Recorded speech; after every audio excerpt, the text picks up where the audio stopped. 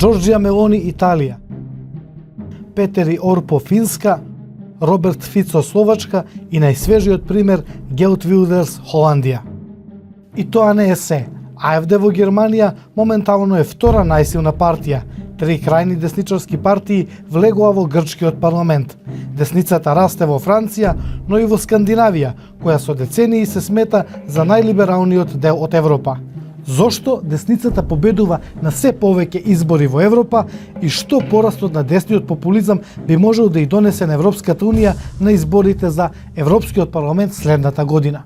Покрај неспособноста на левицата да ги реши тешките проблеми на државите од Европа, една од причините за нивната популарност е таа што користат сложени политички прашања и нудат едноставни решенија кои често го одразуваат многу популарното мислење меѓу обичните луѓе во земјата.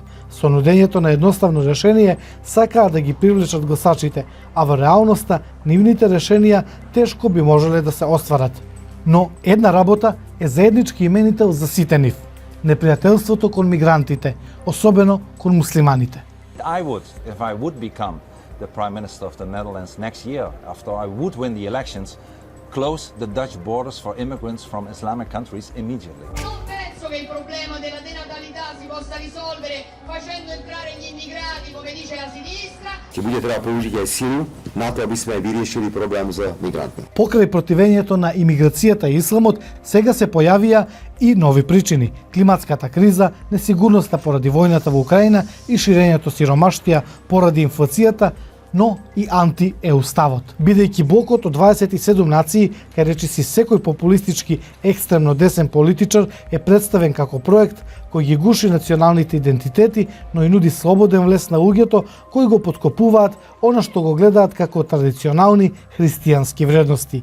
Сепак, наместо да ја напуштат Европската унија, партиите на крајната десница веројатно ќе се обидат да ја сменат однатре. Тие веќе целат на закони на Европската унија за човекови права и незината посветеност на ООН конвенцијата за бегалците. А во јуни следната година повеќе од 400 милиони гласачи од 27 земји на Европската унија ќе избират 720 членови на Европскиот парламент.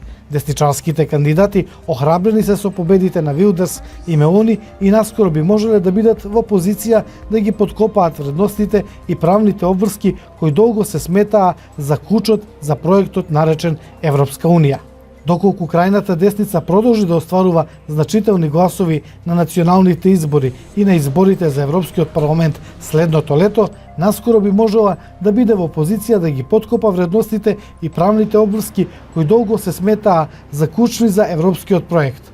Европската унија за неколку години би можела да изгледа сосема поинаку.